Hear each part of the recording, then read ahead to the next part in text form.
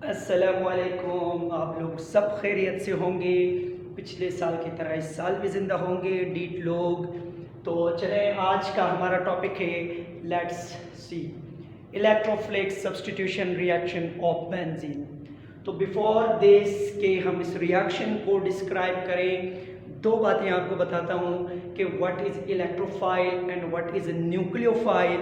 तो याद रखें, इलेक्ट्रोफाइल हर उस स्पीशी को कहते हैं जिसके पास इलेक्ट्रॉन्स की डेफिशिएंसी होती है, और न्यूक्लियोफाइल हर उस स्पीशी को कहते हैं जो इलेक्ट्रॉन रिच हो। तो इलेक्ट्रॉन रिच होने के तीन कंडीशंस होती हैं, या तो उसके ऊपर नेगेटिव साइन लिखा हुआ नज़र आ जाए जैसे, या फिर उसमें पाई बॉन्ड हो, या फिर उसमें लोन पेयर हो। अगर ये तीन कंडीशंस पूरी करता है कोई मॉलिक्यूल तो ये कहलाता है न्यूक्लियोफाइल।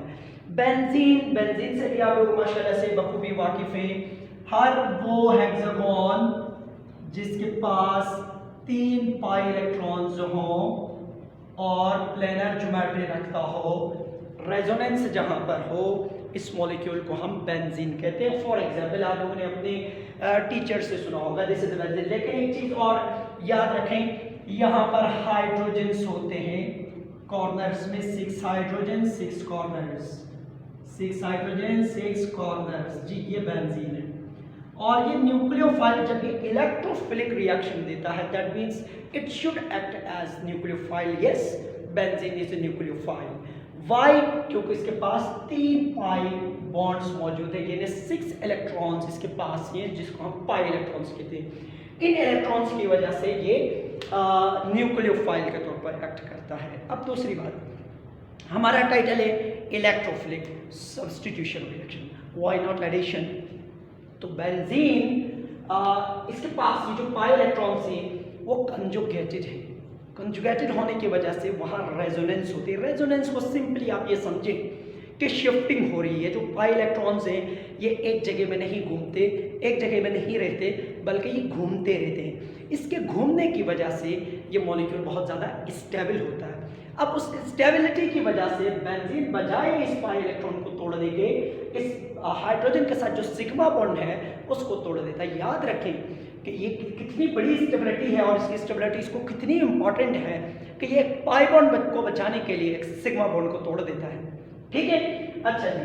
तो ये हुआ बेंजीन और इसके पास 6 हाइड्रोजन से, और हमारा टाइटल है इलेक्ट्रोफिलिक सब्स्टिट्यूशन रिएक्शन। तो अब हम देखते हैं कि बेंजीन इलेक्ट्रोफिलिक सब्स्टिट्यूशन रिएक्शन कैसे देता है। पहले मैं यहाँ पर एक वो लिखता हूँ मॉलिक्यूल। सपोज करें जैसे ये बेंजीन है, जब ये NO2+, ये अब चूंकि देखिए ये प्लस मुझे ये शो करता है कि ये मॉलिक्यूल इलेक्ट्रॉन डेफिशिएंट है और ये बेंजीन इलेक्ट्रॉन रिच है। तो जब ये इधर आके लगेगा इस मॉलिक्यूल में लगेगा, तो यहाँ से जो 6 हाइड्रोजन हैं, चूंकि सारे हाइड्रोजन इक्विवेलेंट हैं, तो ये मॉलिक्यूल किसी भी हाइड्रोजन को तोड़ देगा, ब्रेक कर देगा, निकाल देगा बाहर, और नाइट्रो वहाँ पर लग जाएगा एंड इट बिकम्स नाइट्रोबेंजीन। जैसे अगर आप बच्चों से पूछते हो ना बड़े होकर क्या बनोगे, तो बच्चा कहता है कि मैं डॉक्टर बनूंगा, इंजीनियर बनूंगा, टीचर बनूंगा, फला फला फला डॉक्टर। बेंजीन से जब आप पूछोगे ना तो आप बड़े होकर क्या बनोगे, तो ये कहते हैं substituted benzene. One of the substituted benzene is nitrobenzene. UPSC naming आप लोगों को पता है होपफुली। चलिए, ये एक सब्स्टिट्यूशन रिएक्शन है बेंजीन का, और अब हम ये देखते हैं कि ये रिएक्शन होता कैसे है और इसका मैकेनिज्म क्या है। मैकेनिज्म कहते हैं कि ये रिएक्शन किस रूट को फॉलो करता है, कैसे होता है ये रिएक्शन। तो अब हमने ये देखना है कि ये होता कैसे। तो जिस रूट को ये फॉलो करता है उस रूट को कहते हैं मैकेनिज्म। तो चले अब हम देखते हैं इस रिएक्शन का मैकेनिज्म। ठीक है, अच्छा। तो हमारे पास मैकेनिज्म के 4 स्टेप्स होते हैं। पहला स्टेप है जनरेशन ऑफ इलेक्ट्रोफाइल। तो सबसे पहले हमने इलेक्ट्रोफाइल जनरेट करना होता है। याद रखें, जब भी हम किसी नाइट्रेशन की बात करते हैं, स्टेप 1 है, स्टेप 1 जनरेशन ऑफ इलेक्ट्रोफाइल की बात करेंगे। याद रखें, नाइट्रिक एसिड को हमने लेना होता है HNO3। ये जब सल्फ्यूरिक एसिड के साथ मिल जाता है तो ये दोनों मिलकर जनरेट करते हैं NO2 प्लस जनरेट करते हैं, H2O जनरेट करते हैं और HSO4 माइनस बनता है। देखिए यहाँ पर 3 स्पीशीज बन गई हैं। एक के पास प्लस चार्ज है जो कि इलेक्ट्रॉन डेफिशिएंट है, वाटर मॉलिक्यूल बना जो कि न्यूट्रल है, फिर ये आयन हमारे पास बना इसके ऊपर नेगेटिव चार्ज है। तो याद रखें बेंजीन इसके साथ रिएक्ट नहीं करेगा क्योंकि बेंजीन इटसेल्फ न्यूक्लियोफाइल है, और बेंजीन इसके साथ रिएक्ट करेगा क्योंकि ये इलेक्ट्रोफाइल है। Benzene love to react with electrophiles. ठीक है, तो ये हो गई जनरेशन। अब कैसे हुई ये जनरेशन कैसे हुई, इसके लिए मुझे इसका थोड़ा सा स्ट्रक्चर आपको बताना पड़ेगा। ये है नाइट्रिक एसिड का स्ट्रक्चर HNO3, ठीक है, और ये है सल्फ्यूरिक एसिड का स्ट्रक्चर, ऐसे फिर यूं करके फिर ऐसे करके फिर ऐसे करके ऐसे करने से सल्फ्यूरिक एसिड बन जाता है। अब होता क्या है, यहाँ का OH और यहाँ से एक H मिलकर बना देते हैं H2O, ठीक है। जब यहाँ से एक OH रिमूव हो गया तो आपके पास बच गया NO2 जो कि इलेक्ट्रॉन डेफिशिएंट है, और HSO4 माइनस जो कि यहाँ से 4 हाइड्रोजन में से एक हाइड्रोजन निकल गया बाहर, तो HSO4 जो कि इलेक्ट्रॉन प्रोटॉन बन गया, प्रोटॉन जो है प्रोटॉन बन के निकला हाइड्रोजन, तो ये बना HSO4 माइनस। तो ये इसकी जनरेशन का स्टेप हो गया। याद रखें जितने भी इलेक्ट्रोफिलिक सब्स्टिट्यूशन रिएक्शन होंगे बाकी सारा का सारा मैकेनिज्म तकरीबन सेम होता है, 90% बल्कि 100% पूरा सेम होता है।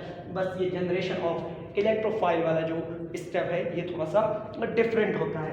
तो चले ये जनरेशन तो हो गई।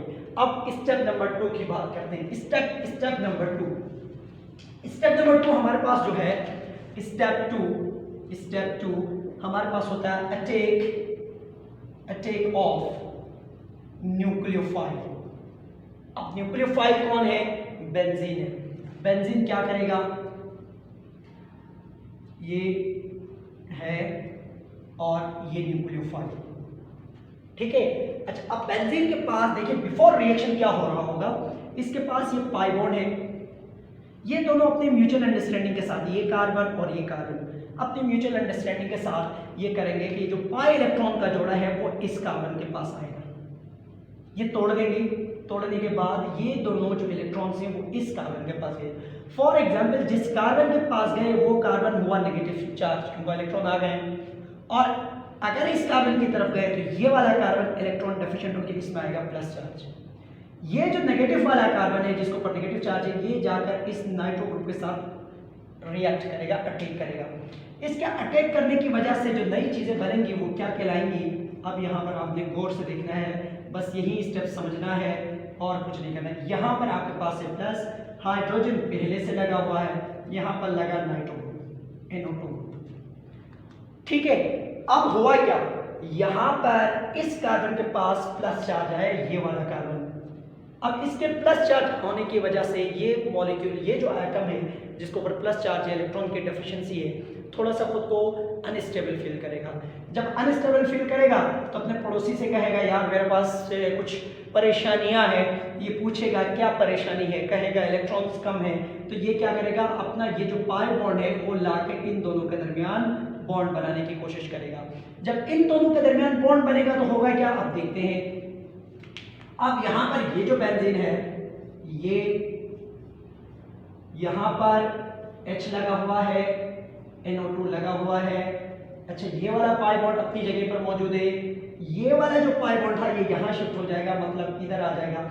चूंकि इस वाले कार्बन की वैलेंसी डिस्टर्ब नहीं हुई, इस वाला ये वाला जो कार्बन है वो यहाँ डबल बॉन्ड बनाए या यहाँ डबल बॉन्ड बनाए, इस कार्बन की वैलेंसी डिस्टर्ब नहीं हुई, बल्कि इस कार्बन की वैलेंसी डिस्टर्ब हो गई, यहाँ पर प्लस चार्ज आएगा क्योंकि पाई बॉन्ड यहाँ से उधर शिफ्ट हो गया है, जिसकी वजह से ये कार्बन इलेक्ट्रॉन डेफिशिएंट हुआ।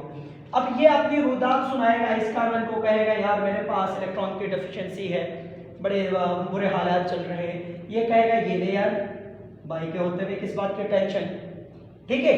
ये इधर शिफ्ट करेगा, जब इधर शिफ्ट करेगा अगली सिचुएशन क्या होगी आपके पास, ये बेंजीन यहाँ पर ये हाइड्रोजन लगा हुआ है, ये नाइट्रो ग्रुप लगा हुआ है, यहाँ पर डबल बॉन्ड आ गया, यहाँ पर डबल बॉन्ड आ गया और आ गया ये प्लस। ये जो तीन स्ट्रक्चर बने हैं इनको हम कहते हैं रेजोनेटिव स्ट्रक्चर्स। और याद रखें एक चीज, देखें कि आप बिफोर इन रिएक्शन से पहले the position of double bond and after the position, after the reaction position of double bond हम चेक कर रहे होंगे। इस बात का थोड़ा ख्याल रखना, ठीक है। ये सारा काम हो गया, ये आपका था अटैक ऑफ न्यूक्लियोफाइल, ये आपका स्टेप हो गया। अब स्टेप नंबर 3 है, स्टेप 3। स्टेप नंबर 3 पे क्या हो रहा होगा, ये वाला रिएक्शन हम लेते हैं। स्टेप नंबर 3 हमारे पास है रिमूवल ऑफ प्रोटॉन। प्रोटॉन यहां से रिमूव हो रहा होगा। कैसे रिमूव हो रहा होगा, देखें ये आपके पास इस तरह से है, यहां डबल बॉन्ड बना है, यहां डबल बॉन्ड बना है, यहां पर प्लस चार्ज है, यहां पर हाइड्रोजन लगा हुआ है और NO2 यहां लगा हुआ है, ठीक है। जैसे अभी आपने अपने पड़ोसियों को रुदात सुनाते थे कि इसने कहा मेरे पास इलेक्ट्रॉन नहीं है तो वो डबल बॉन्ड इधर शिफ्ट कर दिया, उसने कहा मेरे पास इलेक्ट्रॉन नहीं है तो उसने डबल बॉन्ड इधर शिफ्ट कर दिया। जब ये वाला कार्बन अपनी रुदात इस कार्बन को सुना देगा तो ये कहेगा भाई के होते हुए टेंशन, चलो हाइड्रोजन को फेंक दो बाहर, निकाल दो, फेंक दो, निकाल कर फेंक दो बाहर गली में। अब यहाँ से ये हाइड्रोजन निकल गया बाहर और अंदर बेंजीन जो है दोबारा से देखो, अब डबल बॉन्ड एक इधर है, एक इधर है, एक इधर है, हाइड्रोजन बाहर निकला, ये बना NO2 और आपके पास बना H+। ठीक है, तो देखें कैसे बेंजीन ने अपने बॉन्ड तोड़े और कैसे अपने बॉन्ड को उसने रिफॉर्म किया। एक पाई बॉन्ड के लिए इसने हाइड्रोजन को खैरबाद कहा है, ठीक है। नाउ स्टेप नंबर 4,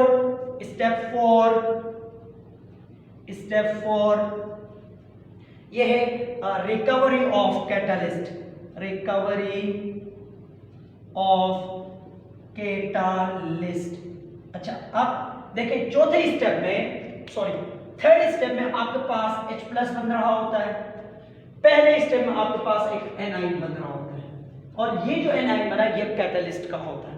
तो होता क्या है कि ये जो चौथे स्टेप का पॉजिटिव पार्ट है और ये जो पहले स्टेप का नेगेटिव पार्ट है, ये दोनों आपस में मिल जाते हैं और बना देते हैं आपका कैटलिस्ट। ये लो आपका अर्जुन आ गया फिर से, करण अर्जुन यहाँ पर थे, ये दोनों करण अर्जुन है ना, स्ट्रॉन्ग इलेक्ट्रो जो एसिड से दोनों, तो ये सल्फ्यूरिक एसिड यहाँ पर एज ए कैटलिस्ट एक्ट कर रहा था जो आपने रिकवर कर दिया। तो ये जो एग्जाम्पल और ये जो मैकेनिज्म मैंने ड्रॉ किया है ये पूरा कहलाता है नाइट्रेशन ऑफ बेंजीन। ये जो नाइट्रेशन ऑफ बेंजीन है ये इलेक्ट्रोफिलिक सब्स्टिट्यूशन रिएक्शन की एक बहुत ही खूबसूरत एग्जाम्पल है।